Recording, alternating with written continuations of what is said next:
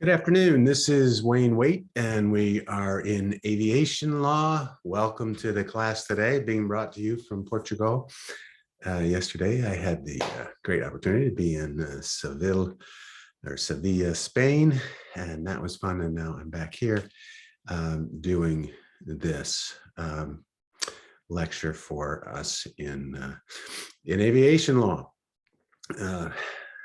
If we can.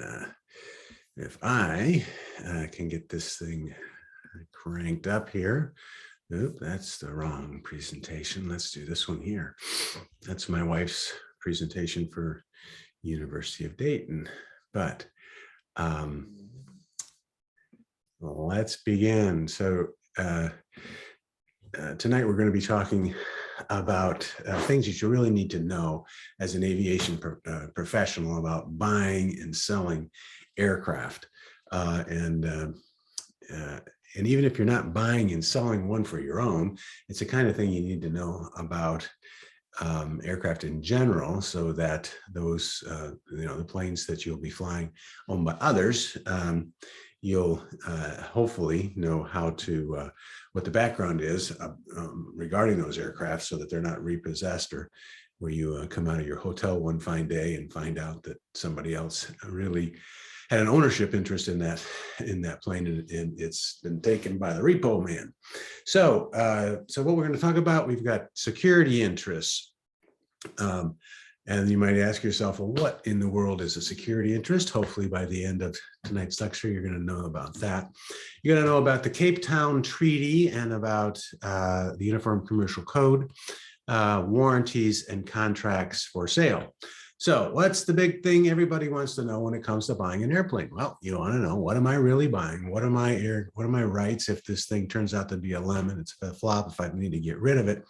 And am I getting clear title to the aircraft, or am I getting, somebody else's problem, somebody else's debt, an aircraft that really was not owned by the seller, but rather perhaps a previous bank. And then that bank comes and repossesses the plane, takes it out of my hangar, despite the fact that I gave money to somebody for that plane.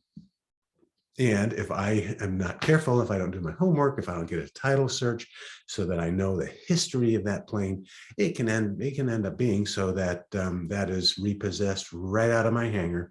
And there's nothing I can do about it from the people who took it, because they are thought to have a higher right or senior priority lien in the aircraft. So as we said, we're going to be talking about these titles, and we're going to go right to beginning with what is a security interest. Well, see, the legal definition is an item, an interest in a personal property that secures the payment of the debt. Well, how can anything secure that's fictional secure the payment of debt? Well, it's this contractually, legally enforceable obligation signed by a purchaser who's either performing work like a mechanic, or furnishing good like somebody who's you're buying gas from, or services, somebody's putting in new avionics, or storage, a hangar, whereby the borrower enters into this agreement with the provider of this service that they are going to have an interest in that aircraft, or a lien on that aircraft. So what's the big deal about it? Well, it's kind of important from a commercial sense, because the holder of that security interest, like that mortgage or a lien or a security interest, has the right to take possession of the aircraft or retain possession of the aircraft if the owner doesn't pay the debt, without having to go to court. So you may have wondered that, how in the world does the repo man pull up along outside the apartment, bring down, drive up with the rollback, roll a car on there and take it back to the buy here, pay here lot? Well, that's because someone signed a security interest that gave the person, the holder of that interest, the right to take possession of the asset without going to court to get an order of possession. So what does it mean when we say we're going to perfect a security interest? Well, we perfect it by how we tell the world that we have it, what we tell the world about it. And that's done by filing with the FAA, perfects a non-possessory security interest. Well, what is a non-possessory security interest? Well, that's one where you don't have security, where you don't have possession. So if you've done work on the avionics, for example, and you haven't got paid yet, and you're holding the plane and you're holding it, you have a right of possession. And that's really why they say that, possession's 9/10 of the law, because that gives you that extra added benefit. Now, the exception to this with filings with the FAA is this filings covered by the Cape Town Treaty, generally larger aircraft, jet engines. But the security interest becomes perfected if it is filed and registered. If it's not filed and a buyer who's unaware of the security takes interest at title, the lien holder security is unenforceable. So let's just go through that for a minute. Let's say you have a lien, you have like a mortgage on the aircraft, which states that if you don't pay, the lien holder can come take that back. Now, what happens if the lien holder does not file that with the FAA, or if it's a larger engine, jet engine, for example, doesn't file it with Cape Town Security? Well, that lien holder's interest is not enforceable because it hasn't been properly perfected and put on file so as to warn good faith purchasers about it who do a title search. Because the idea there is, hey, you had a right to file this thing. You could have filed it.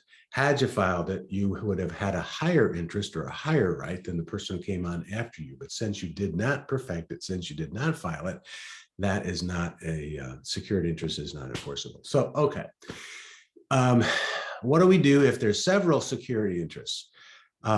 Any unpaid holder can repossess the aircraft and sell it in a reasonable manner, so long as notice is given to the registered owner. And all lien holders receive their entire amount owed. Excess is given to the owner if there is any. Well, that's nice, but how do you tell who goes first? Well, basically, it is first is possession, and then it's first to file. So the priority that occurs if the sale is insufficient to cover all the liens, which most likely it generally is, if a person is run out of money and hawked or loaned everything they could on the aircraft, it is first the possessory interest, the person who has possession of it, and then next it's first to file. So if there were, let's say, 3 loans on the plane, the person who had filed with the first loan gets paid off first, second loan, second, third, so forth. All, however, I should have said after the possessory interest. That's really the super security interest. Well, what do we do? How do we release the liens? Well, you pay them. So FBO mechanic repair session will not release the aircraft until it's first paid. If they release it, the owner can give them a promissory note for that amount.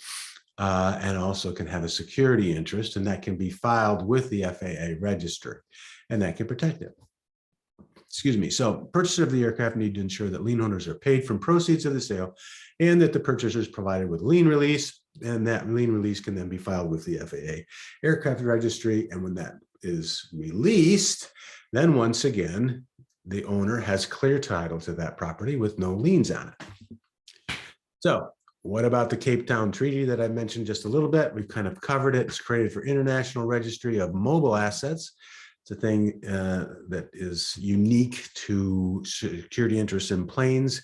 Unlike houses, except in the Wizard of Oz, don't fly around. They're stable. However, aircraft, because they can fly around, there is a national registry rather than a state registry, and that's in Oklahoma City. And there's the international legal process for repossession, since aircraft can go from country to country. And this is where a secured lender, like a bank, can deregister the aircraft and obtain export from a country that has ratified the treaty to take possession and or sell the aircraft to collect a lien. And that is only applicable to Planes larger than 8 are over 6,063 pounds. I don't know how they came up with that. Probably conversion from kilograms, I would assume. Helicopters certified to carry at least 5 persons are over 992 pounds. Jet engines over 17,000 pounds of thrust, or having at least 550 rated shaft horsepower. And it applies to international and domestic transactions occurring after 2006. And the way I understand it, cannot file liens before 2006. I've never owned an aircraft that has this type of, capacity. So I don't have much experience with them, yeah, I don't think it's difficult to do online. However, anything that I recommend you do in terms of perfecting a security interest, it's always best to go to an expert and not just a lawyer. I mean, in my mind, I don't know anybody in Ohio, for example, who can do this. There may be somebody, but I always go to firms and title companies in Oklahoma City who do it every day, and they know what they're doing to make sure that this is done correctly. So, if it's filing under the Cape Town Treaty, first you file with the FAA, then with the International Registry. Same thing that we had with the Uniform Commercial Code. First person to on the International Register has priority, first in time. And then how do you get that off? You file a lien release with both the FAA and the International Registry. And I should have said, if I didn't, the first thing you do with the Cape Town Treaty is it is covered, the outline. You first file with the FAA and then with the International Registry. So that's how we have for security interests and the perfection of security interests. So once again, an interest is a right to take possession, and then the perfection of that is how you publicize that, how you file it with the authorities to put other people on notice of your lien. Okay, warranties. What kind of warranties do we have? And what in the world is a warranty? Well, you probably already know. It's a statement or representation made by a seller regarding the year of the manufacturer, make and model, equipment, condition, title of the aircraft. And there's 2 types. There's an express warranty, where you come right out and say it. And then there are implied warranties. They can be oral or in writing. They can be, here's some examples: an affirmation of fact or promise, which relates to the goods and becomes part of the basis of the bargain, or description of the goods, which is made part of the basis of the bargain. Example would be make and model of the aircraft. And then, of course, warranties should be reduced to writing to protect yourself in the event of a dispute. Examples of express warranties. Well, showing engine logbooks, demonstrate the date of overhauls, inquiries about oil consumptions, promise to deliver with an effective FAA airworthiness certificate, purchase based on the manufacturer or dealer's demonstrated model. Okay, so those are specific things that you can imagine. If you say, hey, let's see the logbooks, you warrant the logbooks to be fair, accurate, and correct in all material respects, because you then why someone is buying that particular aircraft, because of the representations that are made. What's a little bit different than those express warranties? Well, that's the implied warranties of merchantability or fitness for a particular purpose. Those are the 2 big ones. Merchantability basically means it's fit for ordinary purpose for the goods are sold. A plane has to be able to fly. It has to be airworthy. Implied warranty of fitness for a particular purpose. I think the example in the book, a buyer goes to a seller and says, hey, I need an airplane to transport cows, or I need an airplane big enough to transport boats, or I am going to be carrying passengers, or, rock stars, whatever it is. That has to be fit for a particular purpose for it to go on. So we'll go to the next stage here, and give me just 1 second. I'll be right back.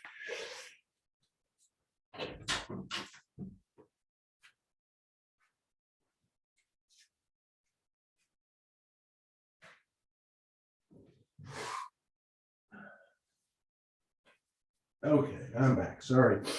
I'm still getting over the little cold I had here. But once you have a warranty, then you can disclaim the warranty or get rid of it You can claim implied warranties as long as it's done in writing. And then it says a written express warranties cannot be disclaimed. So you can't say, yeah, I warrant this aircraft to have 500 hours on it, and then have a disclaimer later on in your agreement that says you disclaim or just, sorry, just kidding. I'm really not telling you the truth when I tell you something specific. So that's really what's meant there. And when the buyer and his examiner had opportunity to examine but refused, there's no implied warranty covering defects that examination should have revealed. So, bottom line there is, buyer beware. You had the chance to check it out, you didn't. Good luck, Charlie. Okay, what about a breach of warranty, and when does that come up? Okay, all of these things come up after you've bought something and then you don't get what you wanted. And if there's a warranty that's breached, the buyer can notify the seller and give them the opportunity to cure or correct the problem. And if the seller fails, well, you can sue for breach. Specific performance is where you give the person a chance to perform or correct at the seller's expense. Damages would be that the seller pays the buyer for the cost of repairs. Rescission is we undo the contract and refund the purchase price. Keep in mind, litigation is really expensive. So unless you're buying something that really is really expensive, you're not going to be able to afford to have a lawsuit to recover damages. It's just not cost effective, because most serious cases in litigation, they'll cost from 20, 40, 60, 80. I mean, sometimes I have many cases over $100,000. So litigation is just real expensive. So you don't want to go there. You don't want to be relying on this. You want to do a great pre-purchase inspection so you know what you're buying. So most people end up in litigation because the buyer and the seller didn't have a clear understanding of what they were doing. They failed to properly document, and somebody got something they didn't want. Buyer failed to get an adequate pre-purchase inspection and a complete title search before buying the aircraft. So, and then once again, perhaps the transaction wasn't properly done as it documented with the FAA registry. So do you need a contract? You really do. So you need a written purchase contract expressing the warranties agreed to, excluded. Almost always what you'll see is the opportunity to do is complete and thorough inspections as you want. However, after that inspection is done, you agree to take that plane as is. As is. That means as is, where is, with all defects, and you buy it. And you could have, should have, might have known better had you done more due diligence. And that's really important. So as a result, the big deal here is to, if you are buying something, is to have your mechanic, somebody you trust,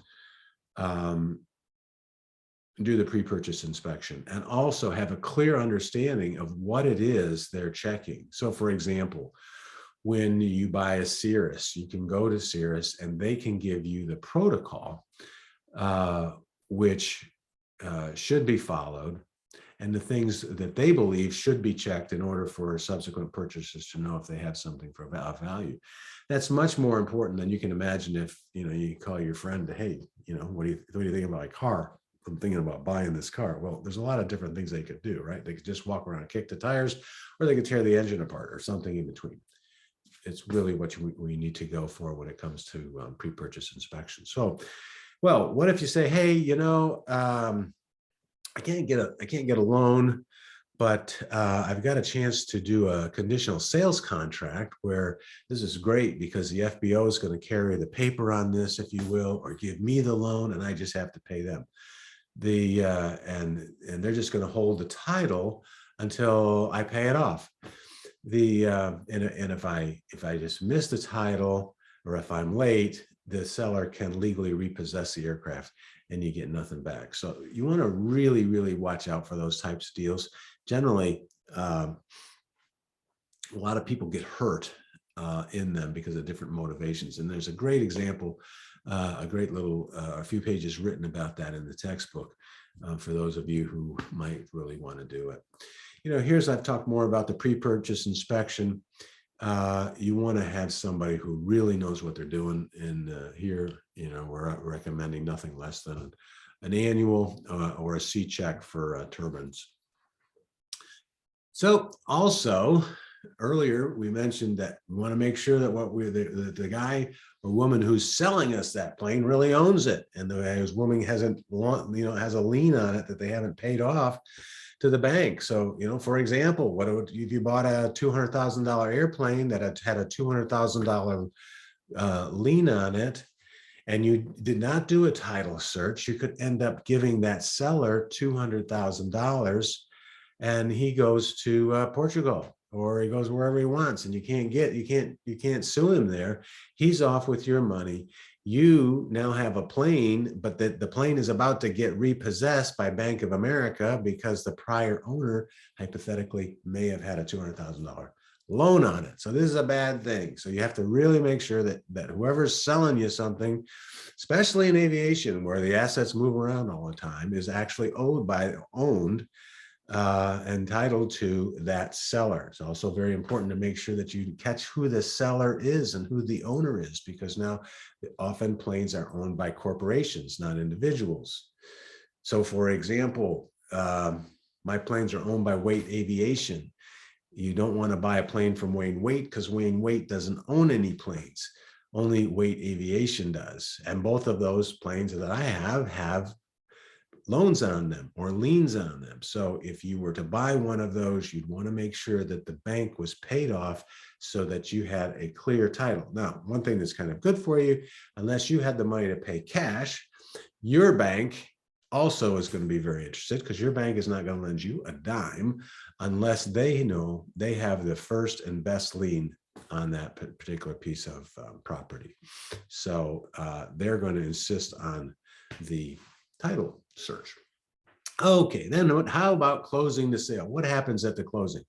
Well, it's really where all of the documents are exchanged. Formal closing would be done, and it's also done, like I mentioned, by professionals in Oklahoma City who can take these documents, they can get them now. Basically, all of these can be signed online that I'm aware of. Some of them, I think, for the larger ones can't. But for general aviation aircraft, these can be done online, where you sign the bill of sale, lien releases, the contract, the promissory note, the security agreement if there's financing. And all of these, with the exception of the contract, should be filed with the FAA registry. The title company will want the contract, though, because they're going to need that contract in order to determine how to handle the closing and who gets what. Okay, so here's application question number 1. What right does the holder of a security interest have that other creditors do not? What can they do? They have a possessory interest, the right to take possession of the asset if the borrower does not fulfill their obligations of payment. So they can take possession for non-payment. Application question number 2, will a title search at the FAA registry in Oklahoma City reveal all kinds of valid security interest in an aircraft? What do you think? How many say yes? How many say no? The no's, hopefully there's some of you out there who would say, no, they don't. What types don't they have? What did we say was 9/10 of the law? The possessory interest, right of possession. So if the aircraft is sold, is going to be sold tomorrow, somebody fills it up with gas today, the gas station has a security interest in payment, doesn't have to let that aircraft go until it's paid for its gas. On the way, the avionics go out, they still have it in the shop. Once again, possessory interests. Your application question number 3. You're the manager of an FBO, and a customer purchases a new airplane through your business. Nice. Bank finances the purchase. Nice. obtains a security interest in the aircraft through a written security agreement signed by the purchaser. That's nice. Files that security agreement with the FAA Aircraft Registry and the International Registry, and later the customer has your shop install upgraded avionics, including a glass cockpit set of multifunction displays, integrating flight navigation, engine, and sensor data. If the owner doesn't pay for the upgrades, who has the best claim? Well,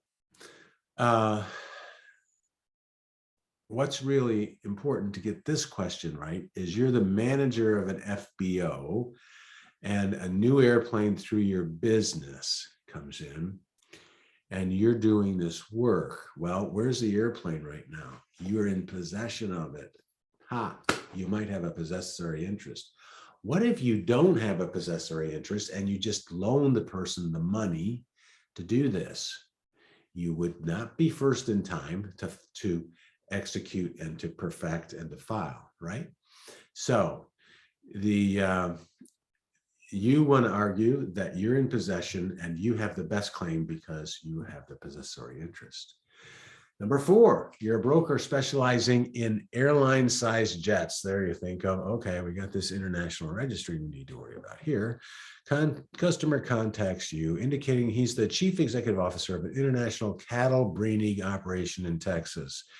He advises you neither he nor anyone on his staff knows much about large airplane, but they need an airplane to carry 100 bulls weighing 1,600 pounds in a 150 shipping cage, measuring 5 feet by 8 feet long by 6 feet high. He states the aircraft will also need to be capable of load from Dallas to Buenos Aires, Argentina, nonstop. If you sell an aircraft to this customer for that purpose, what warranties will you be making to the buyer? Pretty simple, right? This guy has a specific purpose, so this is a warranty for a specific or particular purpose. Application question number 5. You're the co-owner of a business. Man, these are long questions. A business that has a dealership for a major manufacturer of a general aviation aircraft. The aircraft typically arrive at your dealership from the factory, ready for delivery to the customer. Your customer does not usually perform any inspection or other work on the aircraft prior to sale and delivery. A new aircraft recently sold is crashed, killing everyone on board. Appears that the crash was caused by a design or manufacturing defect. Is your business exposed to any risk of being found liable? So I don't know what this question is doing in this chapter, but if we remember, what area of the law would govern responsibility of tort liability for a subsequent purchaser along the chain? Might be products liability. So I think you have products liability exposure as a seller. So that, I believe, is the last application question for tonight's class. I hope it's been helpful. I hope you're able to do well on the quiz, and look forward to seeing you next Wednesday in person in class. And today is Friday, April 8th. So that next class will be April 13, Wednesday at 5 p.m. And then I believe all of our classes, I think most of them are all, I hope, will be in person thereafter. So I hope you enjoyed this. It's pretty, it's tough to make exciting, but I hope you've learned something. So if anybody has any questions, don't hesitate to let me know, and good luck on the quiz, and look forward to seeing you in class. So thanks very much.